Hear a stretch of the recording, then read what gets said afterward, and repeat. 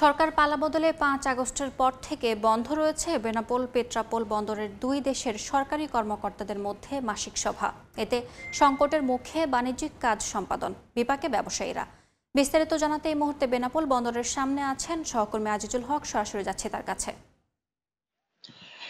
স্থলপথে ভারত এবং বাংলাদেশের মধ্যে যে আমদানি বা রপ্তানি বাণিজ্য হয়ে থাকে তার ৮০% হয় বেনাপোল এবং ভারতের পেট্রাপোল বন্দর ব্যবহার করে। তবে এই আমদানি এবং রপ্তানি বাণিজ্যের ক্ষেত্রে বিভিন্ন সময় বিভিন্ন সমস্যা বা সংকট দেখা দেয়।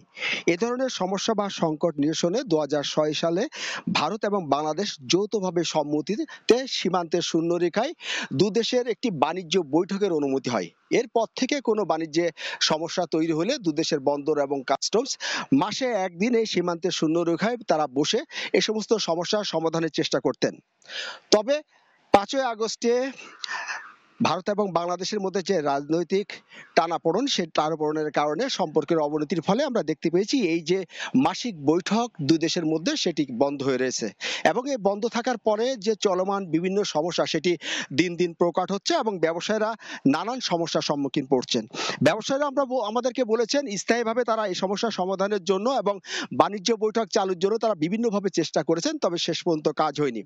আমরা কথা বলেছি বেনাপোল স্থলবন্দর কর্তৃপক্ষের সাথে, তারা আমাদেরকে জানিয়েছেন যে এই দুই দেশের মধ্যে যে বাণিজ্য বৈঠক সেটি যদি সরকার চায় তবে তারা এই বাণিজ্য বৈঠক চালুর ব্যাপারে দুই দেশ পদক্ষেপ নিতে পারেন।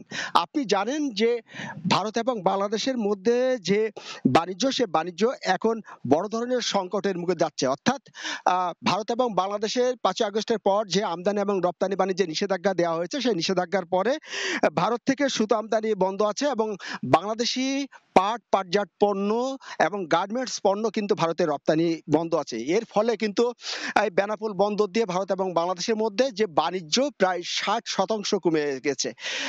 ব্যবসায়ীরা বলছেন যে বাণিজ্য সচল রাখার জন্য এই চলমান যে সংকট নিরসনের জন্য যে ভারত বাংলাদেশের যে সীমান্তের যে দুই দেশের বৈঠকটি হতো, সেই বৈঠকটি চালু করা অত্যন্ত জরুরি। তো এই ছিল বেনাপোল স্থলবন্দর থেকে যে ৫ই আগস্টের পর রাজনৈতিক টানাপোড়েনের কারণে যে ভারত বাংলাদেশ সীমান্তের শূন্যরেখায় যে বৈঠকটি আছে সেই বৈঠকটি বন্ধ থাকার কারণে যে নানাভাবে বাণিজ্যের যে ব্যাহত হচ্ছে তার সর্বশেষ। সরাসরি যুক্ত ছিলাম বেনাপোলের স্থলবন্দর থেকে।